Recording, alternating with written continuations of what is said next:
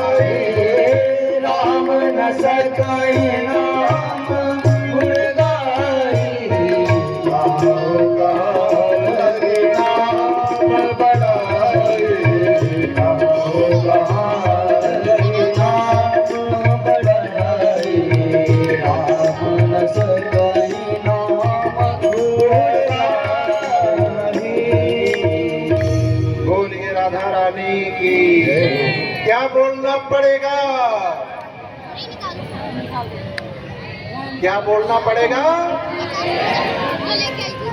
ये बात।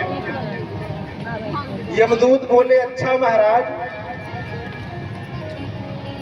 तो जिनकी महिमा कोई बता नहीं सकता, जिस तत्व को का कोई प्रतिपादन नहीं कर सकता, वह कपोल कल्पना भी तो हो सकता है, इसमें कितनी सच्चाई है। यमराज बोले ऐसी बात नहीं है, 12 लोग ऐसे हैं कि जो उनकी महिमा को थोड़ा बहुत जानते हैं। स्वयं भूर नारदा शंभो कुमारा कपिलो मनो प्रहलादो जिनको भीष्मो बलिर्यो द्वादशैते विजानीमो धर्मं भागवतं बता। ये द्वादश परम भागवत कहे जाते हैं, इसलिए वैष्णव लोग द्वादश तिलक धारण करते हैं। श्रीमद् भागवत में द्वादश स्कंद भी है, द्वादश अक्षर मंत्र का बड़ा प्रभाव है, बड़ा महत्व है। और इसी प्रकार जब नाम की गरिमा का निरूपण किया गया तो यमदूत भी बोले तो अब हमें झंझट में नहीं पड़ना, हमें तो सीधी सीधी बात बता दो कि हम किसको पकड़ने जाएं और किसको न पकड़ने जाएं। तब बोले यमराज कहते हैं कि जिसकी जीवा से हरि का नाम निकले, जिसकी जीवा पर निरंतर भगवान का नाम निकले, उसके पास तुम लोग नहीं जाओगे। जिसके सिर पर हरि के चरणों का चिन्ह हो और जिसका मस्तक भगवान के चरणों में झुके, उसके पास नहीं जाना है। जिनका चित्त भगवान के चरण कमलों में लगा रहे, उनका चिंतन करता रहे, बस ऐसे लोगों को न लाया करो, बाकी सबको पकड़ करके लाया करो। अब मैया आप लोग विचार कीजिए कि किसके पास जाना है, किसके पास जाना है।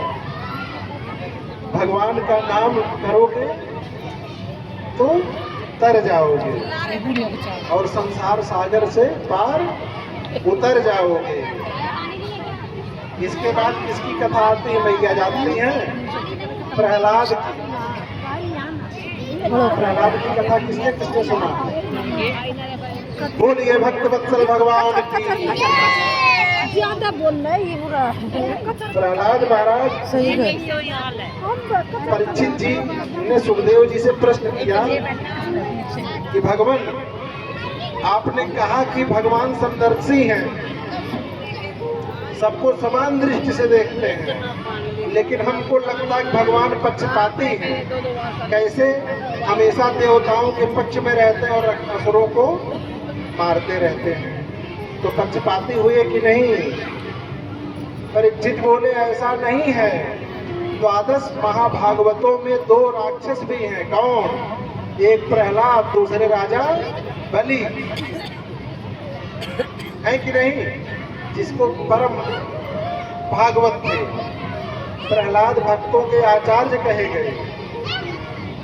परीक्षित बोले महाराज, प्रहलाद पर भगवान ने कैसे अनुग्रह किया, जरा विस्तार से सुनाइए। तब सुखदेव जी महाराज ने सुनाया।